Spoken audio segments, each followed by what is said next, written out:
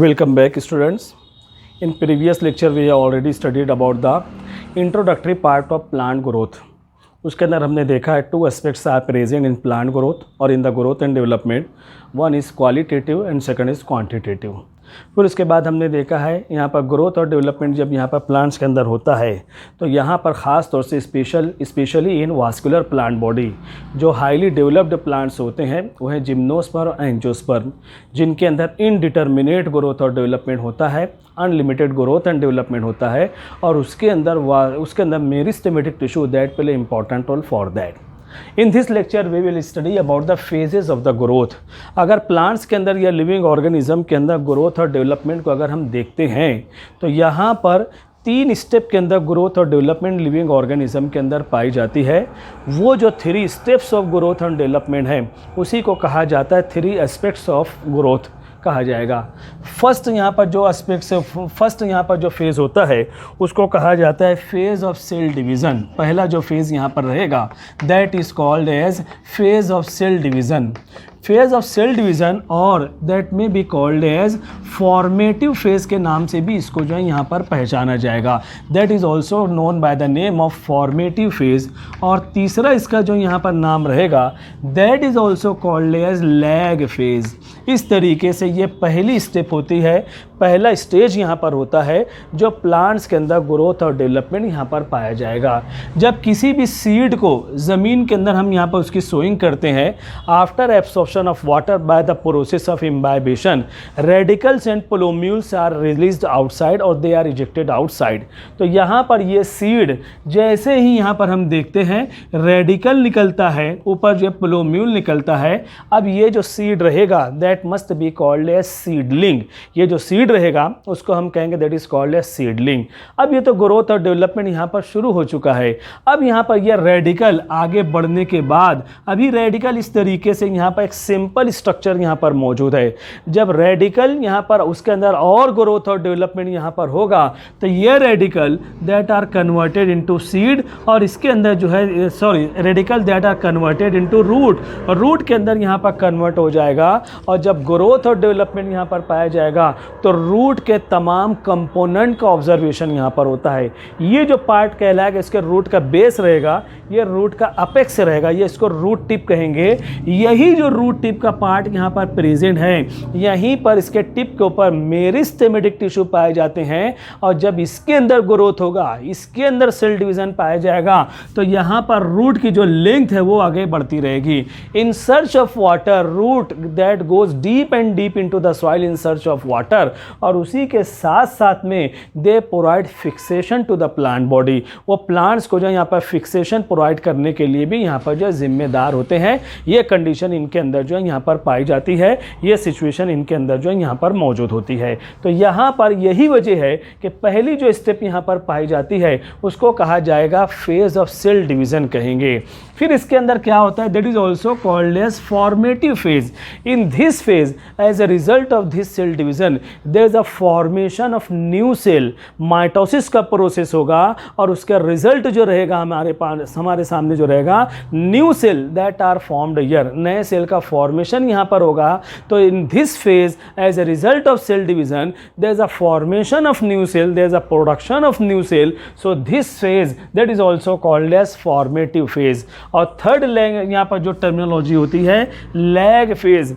इस फेज के दौरान में अब यहाँ पर जब माइटोसिस का प्रोसेस होगा, रूट का फॉर्मेशन होगा, उसी तरीके से ऊपर पोलोम्यूल जो है यहाँ पर शूट सिस्टम के अंदर यहाँ पर कन्वर्ट हो जाएगा.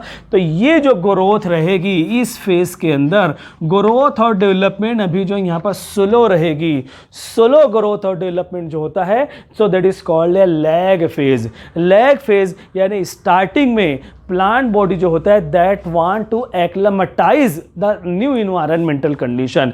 जो नए माहौल के अंदर प्लांट्स आया है वो उसको एडॉप्ट करने की कोशिश करता है. जैसे हमारा मामला है बच्चों, आप जैसे जूनियर कॉलेज के अंदर आए, जब शुरू में आए तो बड़े सीधे साधे थे, यहाँ पर देख रहे थे कैसा माहौल है क्या है. फिर कुछ ही दिनों के बाद जब आप यहाँ पर माहौल से फेमिलियर हो गए, बिल्कुल सीधे साधे, कोई डिस्टर्बेंस नहीं, पूरा यानी हाँ भाई अब जूनियर कॉलेज में आ गए हैं, लेक्चर हमारा चल रहा है, हाँ भाई प्रोफेसर्स लोग आ रहे हैं, लेक्चर ले रहे हैं, बराबर था. फिर उसके बाद जैसे जैसे आप फेमिलियर हो गए बिल्कुल यहाँ पर जो है धूम मस्ती आपकी शुरू हो गई है। वही मामला या कोई एनिमल है, कहीं नई जगह पर हम लाते हैं डोमेस्टिकेटेड एनिमल, जो पालतू जानवर होते हैं, शुरू में डरा रहेगा, सहमा रहेगा, हाँ नहीं, बिल्कुल आसान, बिल्कुल आराम से रहता है, लेकिन बाद में जब वो फेमिलियर हो जाता है तो उसके बाद जो है मारता भी है, वहाँ पर जो है कुछ ना कुछ और प्रॉब्लम क्रिएट कर सकता है। लेकिन शुरू में स्टार्टिंग में बिल्कुल डरा हुआ था, सहमा हुआ था, ऐसी कंडीशन वही चीज़ यहाँ पर प्लांट्स के अंदर है। जब नई जगह पर सीड को यहाँ पर या किसी प्लांट बॉडी के ट्विग यानी हम कलम लगाते हैं तो स्टार्टिंग में ग्रोथ और डेवलपमेंट यहाँ पर जो स्लो होता है। जब ये सीड, जब ये प्लांट बॉडी नई जगह पर फेमिलियर हो जाएगा, नया इन्वायरमेंटल कंडीशन को अडॉप्ट कर लेगा, उसके बाद फिर यहाँ पर जो है फास्ट ग्रोथ और डेवलपमेंट हो सकता है। तो इस फेज के अंदर, स्टार्टिंग इस फेज के अंदर यहाँ पर देखते हैं ग्रोथ और डेवलपमेंट स्लो रहेगा, क्योंकि न्यू इन्वायरमेंटल कंडीशन है, plant body that want to adopt that environmental condition. जब वो इन्वायरमेंटल कंडीशन को अडॉप्ट कर लेगा, पहचान लेगा, उसको अपना लेता है, तो उसके बाद फिर उसका बेनिफिट मिलना शुरू हो जाएगा और उसके बाद फिर जो है फास्ट ग्रोथ और डेवलपमेंट यहाँ पर होगा, जो अगले फेज के अंदर वो चीज़ पाई जाती है। तो यहाँ पर हम देख रहे हैं ग्रोथ और डेवलपमेंट स्लो है, और यहाँ पर जो न्यू सेल का फॉर्मेशन यहाँ पर होता है, new cell which are formed here, that is by the activity of meristematic tissue. यहाँ पर जो मेरिस्टेमेटिक टिश्यू जो इसके पहले हमने देखा है, that play important role because these cells, these are continuously dividing and redividing. As a result of that there is a formation of new cell, नए सेल का फॉर्मेशन होता है, and during this phase plant body that want to adopt the environmental condition, so growth and development that are slow. तो ये पहला phase plants की life के अंदर यहाँ पर होता है, जिसको हम कहते हैं फेज ऑफ सेल डिवीजन, इसको जो है यहाँ पर कहा जाता है। सेकंड फेज यहाँ पर जो हमें देखना है, सेकंड फेज जो रहेगा that is called as phase of cell enlargement. यहाँ पर जो रहेगा ये जो फेज रहेगा इसको कहेंगे फेज ऑफ सेल इनलार्जमेंट कहा जाएगा। इसी का दूसरा नाम है that is also called as exponential phase के नाम से भी इसको जो है यहाँ पर हम पहचान सकते हैं, that is also called as exponential phase. और इसी का तीसरा नाम भी रहेगा that is also called as log phase. यहाँ पर जो इस तरीके से ये मेन फेज होता है जिसके अंदर plant body that are showing very fast growth and development, plant body के अंदर इसके जरिए से बहुत ही ज़्यादा फास्ट ग्रोथ और डेवलपमेंट होता है। अब यहाँ पर क्यों फास्ट होता है? Newly produced cell as a result of meristematic tissue, these are smaller in their size। तो ये जो न्यू सेल्स यहाँ पर मौजूद होते हैं, they absorb water and nutrients, इनके अंदर एब्सॉर्प्शन का प्रोसेस होता है, वाटर और न्यूट्रिएंट्स यहाँ पर जो एब्सॉर्ब होते हैं। as a result of that, as a result of this absorption, new cell that become turgid, ये जो सेल रहेगा टर्जिड हो जाएगा, that become full of water, that become full of nutrients। तो जिसकी वजह वो सेल जो रहेगा टर्जिड हो जाएगा, और इसी की वजह से यहाँ पर ये सेल जो रहेगा at this stage that reach after their turgidity that reach up to the normal size. Normal size के जो सेल होते हैं उस साइज में वो सेल आ जाएगा। तो यहाँ पर इसकी बनिस्बत यहाँ पर सेल की साइज बढ़ जाती है, इसीलिए इसको कहा जाता है फेज ऑफ सेल इनलार्जमेंट। यहाँ पर फास्ट ग्रोथ और डेवलपमेंट होता है, इसीलिए यहाँ पर लॉगरिथमिक रेट के साथ में यहाँ पर ग्रोथ और डेवलपमेंट होता है, इसीलिए इसको लॉग फेज कहेंगे। और फास्ट ग्रोथ और डेवलपमेंट के बेस पर भी इसको जो है यहाँ पर एक्सपोनेंशियल फेज भी यहाँ पर कहा जाएगा। तो यहाँ पर यही वो फेज होता है जिसके अंदर प्लांट्स के अंदर जो है बहुत ही ज़्यादा फास्ट ग्रोथ और डेवलपमेंट यहाँ पर जो है पाया जाएगा। फिर उसके बाद प्लांट की लाइफ के अंदर एक तीसरा फेज यहाँ पर आता है जिसको कहा जाता है phase of cell maturation. Phase of cell maturation अब यहाँ पर देखा जाएगा इसी का दूसरा नाम है that is also called as steady phase, या इसी को जो है स्टेशनरी फेज यहाँ पर जो है कहा जाता है। अब जो इतना फास्ट ग्रोथ और डेवलपमेंट प्लांट बॉडी के अंदर था, जब प्लांट बॉडी यहाँ पर मैक्सिमम हाइट तक बढ़ जाएगा तो अब यहाँ पर again there is a slow growth and development that are observe. Slow था, फास्ट हुआ, फिर उसके बाद यहाँ पर स्लो हो जाता है, क्योंकि अब यहाँ पर जो सेल प्रोड्यूस हुए थे, all that cell that become matured, जो न्यूली प्रोड्यूस्ड सेल इनलार्ज हुए थे, अब वो जो सेल यहाँ पर होते हैं दैट बिकम मैच्योर्ड।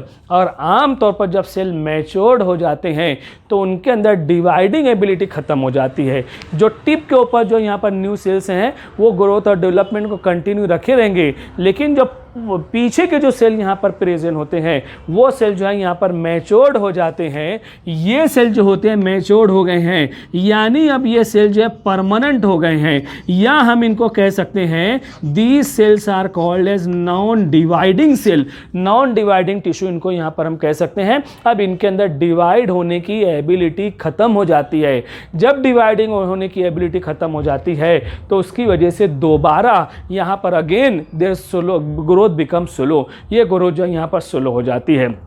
तब यहाँ पर ये जो नॉन डिवाइडिंग टिश्यू है, परमानेंट टिश्यू है, इनका वर्क क्या रहेगा? ये जो यहाँ पर ये जो सेल होते हैं those are divided into different tissue, और वो जो डिफरेंट टिश्यू होते हैं दे परफॉर्म स्पेसिफिक फंक्शंस। जैसा कि मैंने अभी इसके प्रीवियस लेक्चर के अंदर आपको बताया है कि यहाँ पर ये सेल परमानेंट हो जाते हैं, मैच्योर्ड हो जाते हैं। अब उनके अंदर डिफरेंशिएशन का प्रोसेस होगा, और वो डिफरेंशिएशन क्या है? Those are divided into different tissues, और वो टिश्यू जो होते हैं दे परफॉर्म स्पेसिफिक फंक्शन।